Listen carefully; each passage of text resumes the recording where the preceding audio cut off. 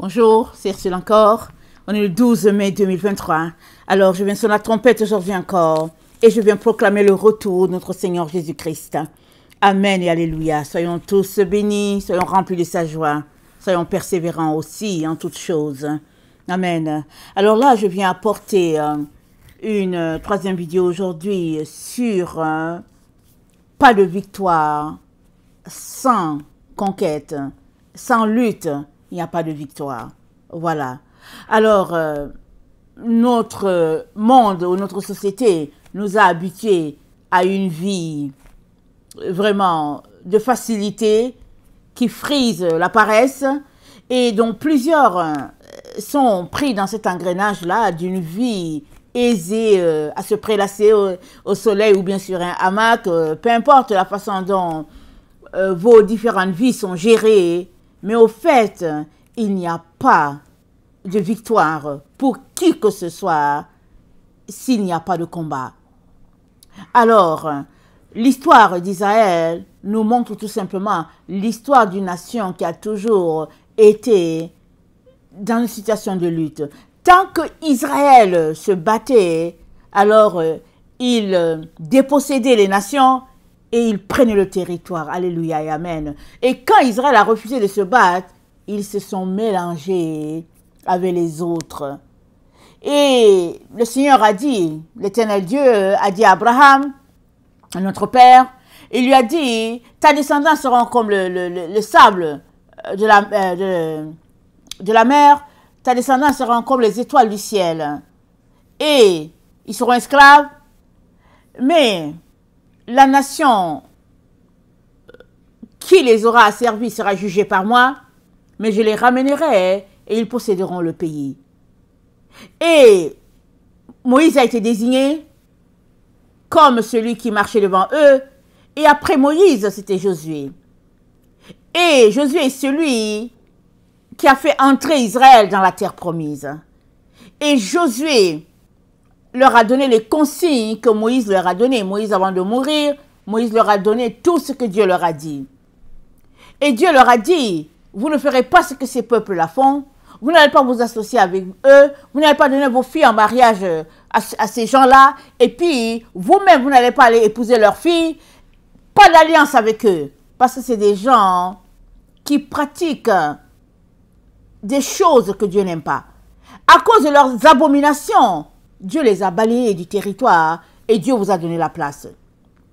Seulement, vous devez conquérir. Vous devez aller et puis les déposséder et dévouer le pays par interdit d'une manière ou d'une autre. Selon les termes de la conquête, vous devez agir.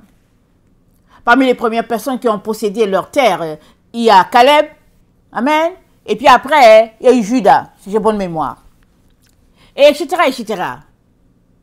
Et avec le temps, petit à petit, les tribus d'Israël se sont assimilées. Si bien que, il y a des tribus qui ont été perdues, si bien que Dieu a dit, par la bouche de ses différents prophètes et serviteurs, que à la fin, tout Israël sera sauvé. Amen et Alléluia. Alors, tout Israël sera sauvé, ça dit quoi? C'est-à-dire, les Israélites par le lien du sang, les Israélites aussi par le lien de la foi. Amen. Mais l'élément commun à ces deux groupes-là, ce sera la foi en notre Seigneur Jésus-Christ. Parce que c'est par le sang de Christ que tout le monde est sauvé. Que tu sois descendant direct d'Abraham ou pas, c'est le sang de Jésus-Christ qui nous sauve, qui nous purifie. Amen. Et puis qui fait de nous des enfants de Dieu. Alors, ce matin, mais au petit matin, quand j'étais dans mon temps avec le Seigneur m'a donné 10,45. Il m'a dit, tu parleras de 10,45. Alors, c'est de ça que j'aimerais que tu parles. Et quand je suis allée regarder 10,45, ça correspondait à la tribu de Gad. Amen. Et la tribu de Gad, c'est elle, ou bien c'est pour elle que l'améthyste était attribuée, cette pierre-là. Amen. Alors, nous savons que nous avons déjà posé l'améthyste, la 12e pierre. Amen. Et nous avons parlé, quand on l'a posé, on a parlé de la famille Issachar. La famille, la tribu d'Issachar. Issachar, sa pierre à elle, c'était le saphir. Ce n'était pas l'améthyste. Amen. Lui, il avait la 9e pierre, si j'ai bonne mémoire. Et la 12e pierre, qui est là dans la fondation de la Nouvelle Jérusalem, ça appartenait, ou bien ça appartient, voilà, ça appartient à la tribu de Gad. Alors, dans Apocalypse 21, le verset 3, pas le verset 3, excusez-moi, le verset 19, c'est dit, les fondements de la muraille de la ville étaient ornés de pierres précieuses de toute espèce. Le premier fondement était de jaspe, le second de saphir, le troisième de chalcédoine, le quatrième d'émeraude, le cinquième de sardonis, le sixième de sardoine, le septième de chrysolite, le huitième de béryl, le neuvième de topaz, le dixième de chrysoprase, le onzième d'hyacinthe, la 12e pierre, l'améthyste. Donc voilà. Donc, selon ce que Aaron portait en avant de lui, il portait les 12 pierres sur son pectoral afin de pouvoir prier pour le peuple, et surtout quand il y avait un problème et que quelqu'un venait le consulter, alors il priait, et puis l'Esprit de Dieu éclairait la pierre qui était en problème. Et puis c'est comme ça qu'on savait d'où venait le péché, de telle famille, de telle tribu. Et maintenant, dans la tribu, il fallait continuer de prier pour que Dieu révèle de quelle famille le péché venait, etc., etc. Donc c'est comme ça que la sainteté et l'ordre étaient maintenus dans le peuple israélite pendant que Dieu les conduisait. Alors, dans la Nouvelle Jérusalem, les pierres sont placées différemment de leur position sur le pectoral d'Aaron. Alors Dieu seul sait pourquoi, on ne peut pas comprendre tout, n'est-ce pas? Mais toujours est-il que la 12e pierre correspond à l'améthyste, amen, et c'est la dernière dans la fondation, disons la pierre plus au fond, et cette pierre-là correspond sur le pectoral d'Aaron. Cette pierre correspond à la famille de Gad. Amen. Mais là, dans la fondation de la Nouvelle Jérusalem, on a posé la pierre. On a mentionné en premier d'abord la famille d'Issachar. Parce que Issachar s'est distingué par le fait que il se regroupait pour étudier les Écritures, scruter les Écritures, pour connaître le temps dans lequel Israël était. C'est ça que la famille d'Issachar faisait. Voilà pourquoi elle a été mentionnée en premier. Parce que tu ne peux pas aller de l'avant avec Dieu si tu n'as pas de sagesse. Donc la famille d'Issachar était reconnue pour sa sagesse, pour son dévouement. Parce que dans sa bénédiction, Issachar était comme un âne qui était toujours au service du maître. Et nous savons qu'il n'y a pas animal plus docile que l'âne. Et si nous nous rappelons, quand Jésus-Christ était à quelques jours de son départ, il est monté sur un âne, le petit d'une ânesse. Et les gens criaient sur lui. Les gens criaient « Hosanna, Hosanna ». Et c'est s'arrêter pour dire comment Jésus était-il léger. Pour être assis sur un ânon, comment? Mais toujours est-il que l'ânon attribué ou bien associé à Issachar rappelle l'histoire d'un contrat livré ou bien d'un serviteur au service de son maître qui fait ce qui lui a été demandé. Donc voilà pourquoi on a mis Issachar, on a mentionné Issachar sur la 12e pierre. Sinon, la 12e pierre, qui est améthyste, a été attribuée à la famille de Gad. Et Gad, c'est le 7e enfant de Jacob. Et son nom veut dire « une troupe arrive ». Amen. Voilà pourquoi on a parlé du fait qu'il n'y a pas de victoire sans lutte. Parce que le royaume des cieux, Jésus-Christ dit quoi? Ce sont les violents qui s'en emparent. Il dit depuis le temps de Jean-Baptiste, le royaume des cieux est forcé et seuls les violents s'emparent du royaume de Dieu. Pas les poltrons, pas les paresseux, pas les faiblards, les violents. Et quand Dieu parle de violent, il parle de violent dans ta foi. Voilà. Comme un peu la foi de la femme qui avait la perte de sang. Amen. Qui savait que les dés étaient pipés pour elle. Elle ne pouvait pas s'approcher. Elle avait une maladie. Elle était interdite de toucher les gens. Les gens étaient interdits de s'approcher d'elle. Mais toujours est-il que sa foi lui a donné d'avoir sa guérison. Elle a dit, ok, je ne peux pas aller en leur direction. Tout le monde va me fuir. Alors, je vais venir par derrière et je vais obtenir ma guérison. Alléluia. C'est comme ça qu'elle a obtenu sa guérison, le toucher de la foi. C'est ça qu'elle a fait. Alors, c'est la même chose que Dieu est en train de pointer aujourd'hui quand il nous donne le 10-45 dans la concordance grecque.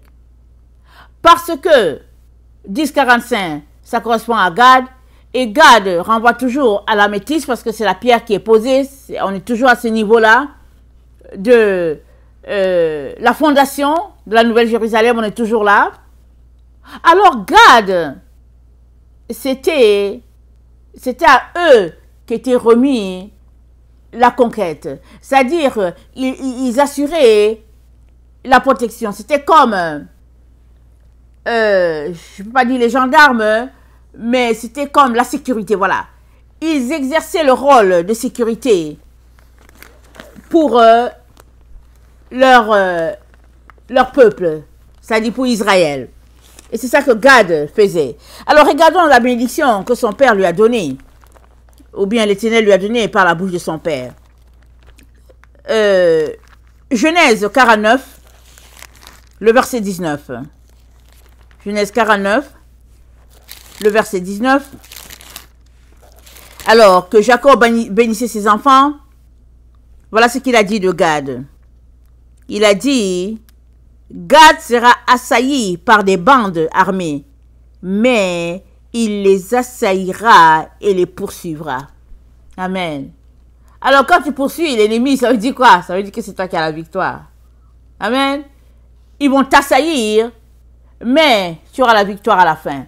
Voilà pourquoi, à la fin de tout ce processus, alors que Dieu est en train de bâtir la Nouvelle Jérusalem, c'est Gad qui est, c'est-à-dire c'est la pierre qui représente Gad, qui est complètement au fond. Non pas à cause de la sagesse, ou bien de la lecture de la Bible, ou bien, non. Parce que Gad représente un cri de victoire pour tout le peuple israélite. Parce que Gad, c'est un signe prophétique.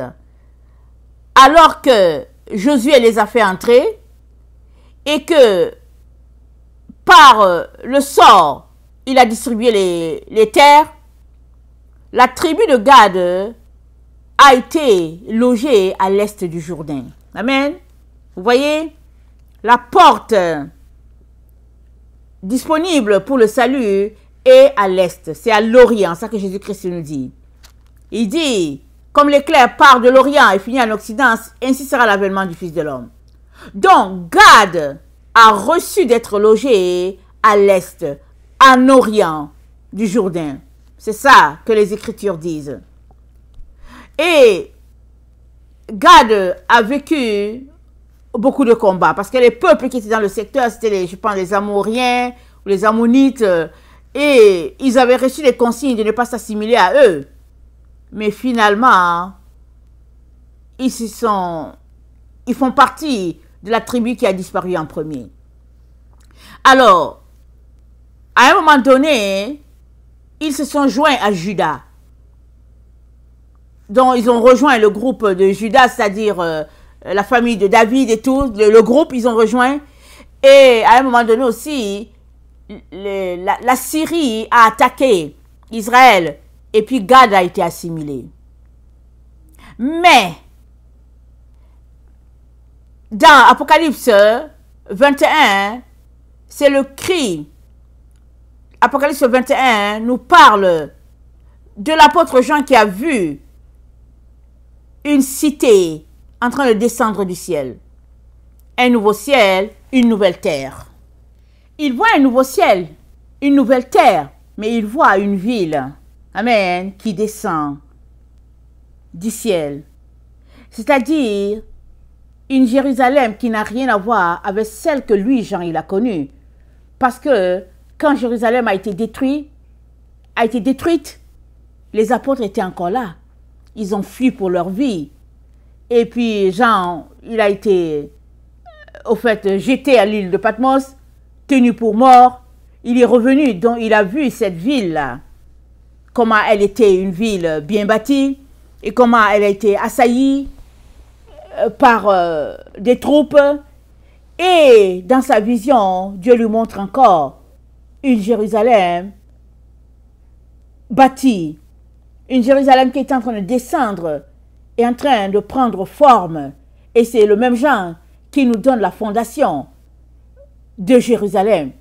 Et il décrit, et après, il dit que la 12e pierre, c'était l'améthyste. Pas c'était, c'est l'améthyste. Et l'améthyste renvoie automatiquement à Gad, qui fait partie des tribus qui ont disparu. Et c'est un cri de victoire, parce que finalement, Gad est encore là.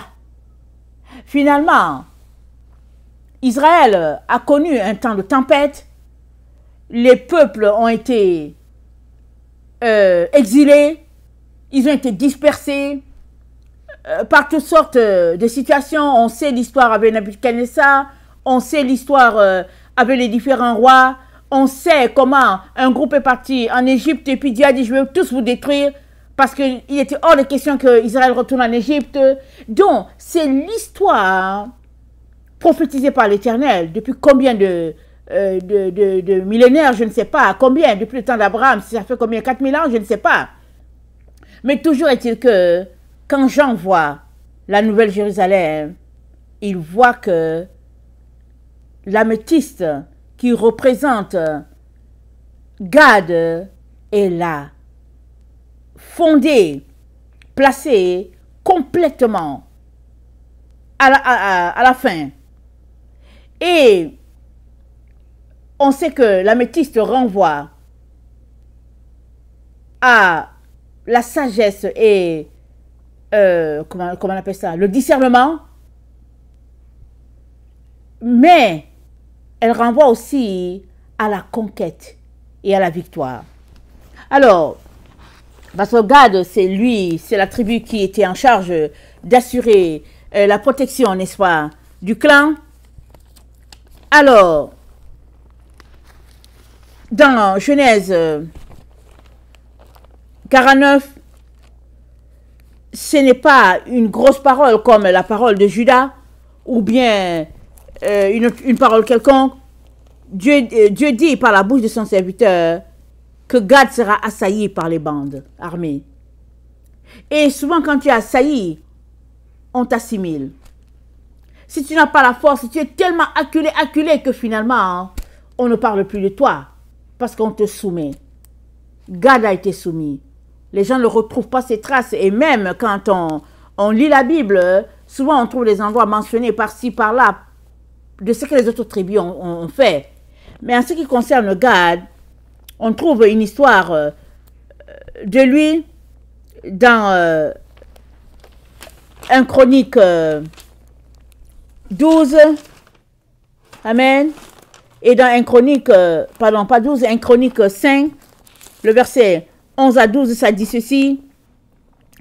ça dit, les fils de Gad habitaient vis-à-vis d'eux dans le pays de Bassan, jusqu'à Salsa. Joël le premier, et le second, Joanny, etc. Je ne vais pas lire tous les noms. Et puis, je suis au verset 16. Ils habitaient en Galade, en Bassan, et dans les villes de leur ressort, et dans toutes les banlieues de Saron, jusqu'à leur extrémité. Ils furent tous enregistrés dans les généalogies du temple de Jotham, roi de Juda, et du temps de Jéroboam, roi d'Israël. Nous savons que Jéroboam, je ne sais pas si c'est Jéroboam ou Roboam, lequel n'était pas un roi correct devant Dieu, mais ils se sont enregistrés avec Juda, et quand Juda a connu la débâcle, parce que Juda n'obéissait pas à Dieu, Gad a aussi été assimilé, et puis bon, on a perdu ses traces. Alors, donc, que l'améthyste, la pierre qui représente Gad, soit à nouveau mentionnée, c'est un signe de victoire. C'est un signe que finalement, Gad a été réuni avec ses frères à nouveau. Alors, Dieu dit, pas de victoire sans lutte, sans guerre, pas de victoire. Dans Éphésiens 6, le verset 12, l'apôtre Paul nous exhortant, nous dit, car nous n'avons pas à lutter contre la chair et le sang, mais contre les dominations, contre les autorités, contre les princes de ce monde des ténèbres, contre les esprits méchants dans les lieux célestes. C'est pourquoi prenez toutes les armes de Dieu afin de pouvoir résister dans les temps, les mauvais jours, tenir ferme après avoir tout surmonté. Tenez donc ferme, et à vos reins la vérité pour ceinture, revêtez la cuirasse de justice, mettez pour chaussures à vos pieds le zèle que donne l'évangile de paix. Prenez par tout cela le bouclier de la foi avec lequel vous pouvez éteindre tous les traits enflammés de l'ennemi. Prenez aussi le casque du salut et l'épée de l'esprit qui est la parole de Dieu. Faites en tout temps par l'esprit toutes sortes de prières, de supplications. Veillez à cela avec une entière persévérance et priez pour tous les saints.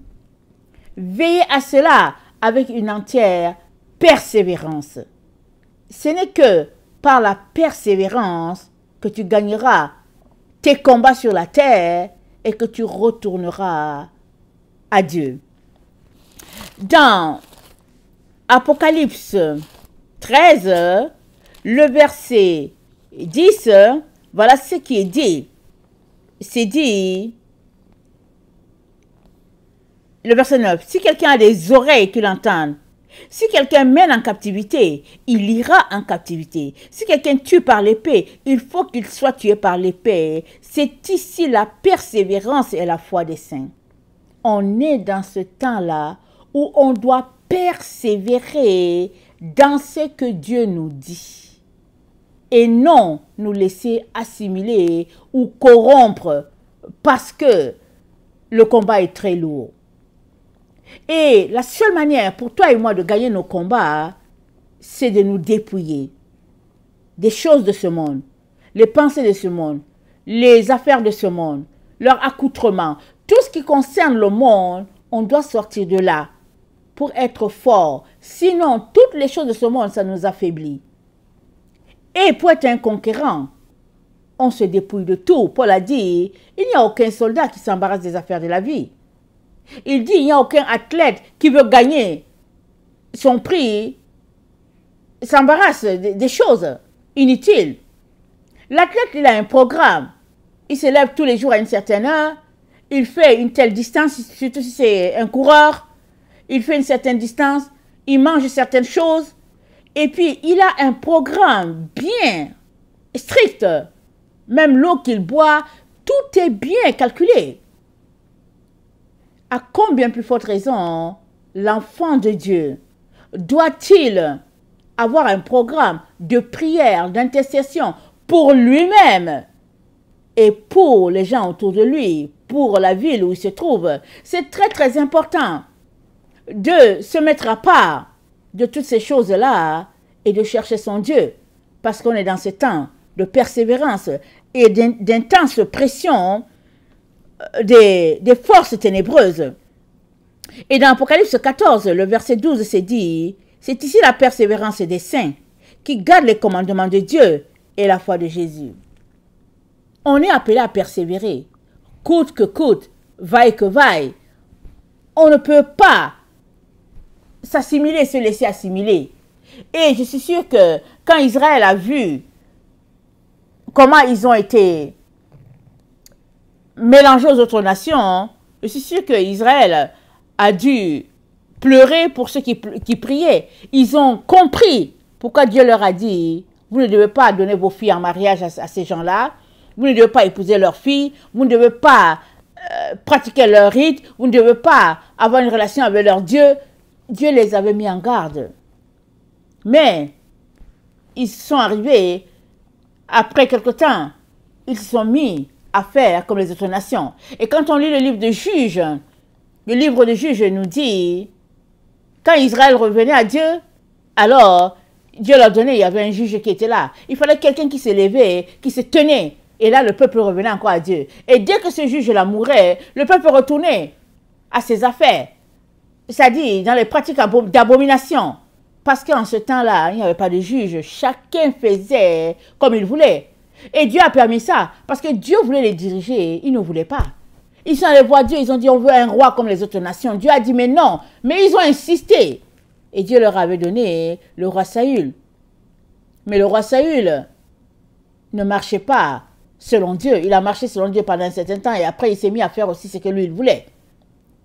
Alors, tout cela pour dire que la marche avec Dieu, c'est une marche pour être un guerrier. Tous les enfants de Dieu sont guerriers. Dans Apocalypse 12, le verset 7, attends, le verset 7 dit, il eut guerre dans le ciel. Michael et ses anges combattirent contre le dragon, et le dragon et ses anges combattirent, mais ils ne furent pas les plus forts. Leur place ne fut pas trouvée dans le ciel. Il fut précipité le grand dragon, le serpent ancien appelé diable, et Satan, celui qui séduit toute la terre, il fut précipité sur la terre, et ses anges furent précipités avec lui. Et j'entendis dans le ciel une voix forte qui disait, maintenant, le salut est arrivé. La puissance et le règne de notre Dieu et l'autorité de son Christ, car il a été précipité l'accusateur de nos frères. Celui qui les accusait devant Dieu jour et nuit, ils l'ont vaincu. À cause du sang de l'agneau et à cause de la parole de leur témoignage. Ils n'ont pas aimé leur vie jusqu'à craindre la mort. C'est pourquoi réjouissez-vous, cieux, et vous qui habitez dans les cieux, malheur à la terre et à la mer, car le diable est descendu vers vous, animé d'une grande colère, sachant qu'il a peu de temps. Donc, la victoire ici mentionnée au verset d'Apocalypse 12, nous sommes au verset 11, nous dit qu'il y a eu victoire à cause du sang de l'agneau et parce que les enfants de Dieu n'ont pas aimé leur vie. Et ils ont témoigné contre les œuvres des ténèbres. C'est comme ça qu'ils ont eu la victoire. Ce verset-ci, c'est pour chaque enfant de Dieu qui veut se retrouver de l'autre côté. C'est-à-dire du côté où se trouve le Père. On ne peut pas s'amuser à se laisser assimiler. On doit se battre. Coûte que coûte, vaille que vaille. C'est ça, la loi pour tout enfant de Dieu. Alors, dans Josué 5, le verset 13 à 15, on est dans cette situation-là où Josué priait, il intercédait, et puis il voit une personne vraiment impressionnante. Et Josué lui dit,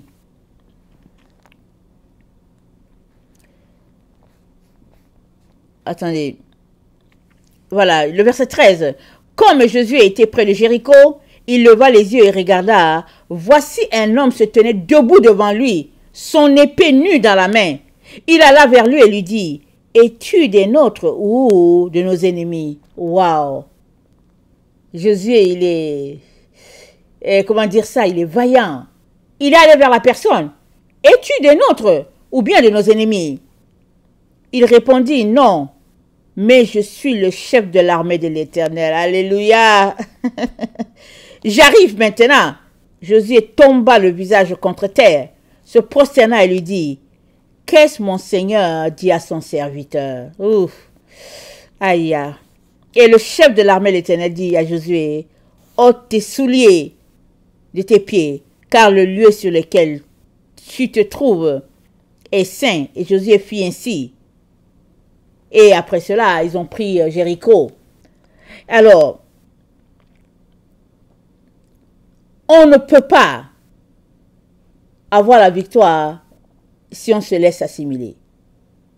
Pour que les anges du ciel puissent faire leur travail auprès de nous,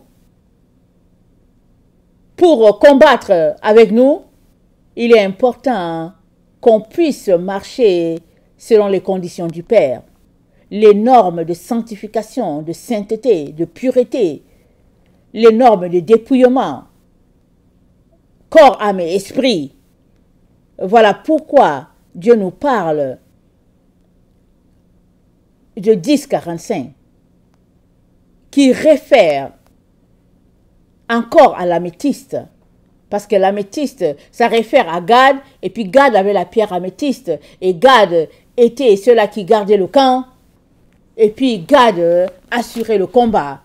Il s'assurait que l'ennemi n'approchait pas. Ils faisaient bien leur travail. Mais on ne sait pas qu'est-ce qui est arrivé aux différentes tribus. Ils ont tout simplement été assimilés, et puis très tôt par rapport à tous les autres. Alors, toute l'histoire d'Israël nous rappelle notre propre histoire. Parce que quand on lit toute la Bible, on voit que c'est une histoire de lumière et de ténèbres, une histoire de conquête, une histoire de l'ennemi de Dieu, je veux dire une histoire de l'ennemi et de Dieu, une histoire où Dieu vient toujours au secours de ses enfants quand ils appellent à lui et qu'ils se dépouillent. Alors, on est appelé à tirer les exemples de cette histoire-là, qui est aussi notre histoire, et de décider d'être vainqueur.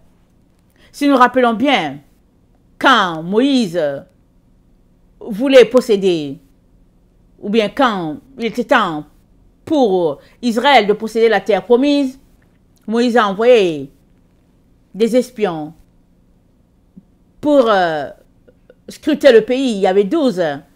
Ils sont partis.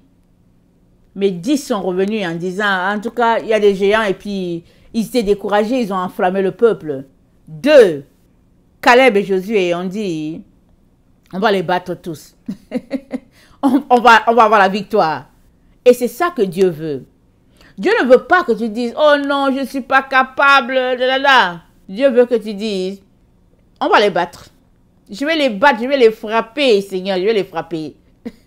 Mais tu ne les frappes pas avec un bâton ou bien avec tes poings. Tu les frappes avec la puissance du Saint-Esprit. Et c'est comment? C'est en te dépouillant et en laissant Dieu être celui-là qui combat à travers toi. Parce que nous ne combattons pas contre la chair et le sang comme on vient de le voir. On combat contre les esprits méchants dans les lieux célestes. Et la Bible nous dit, Jésus-Christ les a livrés en spectacle à la croix. Alléluia. Il les a dépouillés. Autorité, domination, puissance. Il les a dépouillés. Ils sont faibles. Ils ont été dépouillés. Jésus-Christ leur a enlevé toute force. Mais maintenant, il faudrait que tu t'appropries la victoire de Jésus pour que cela soit vrai pour toi.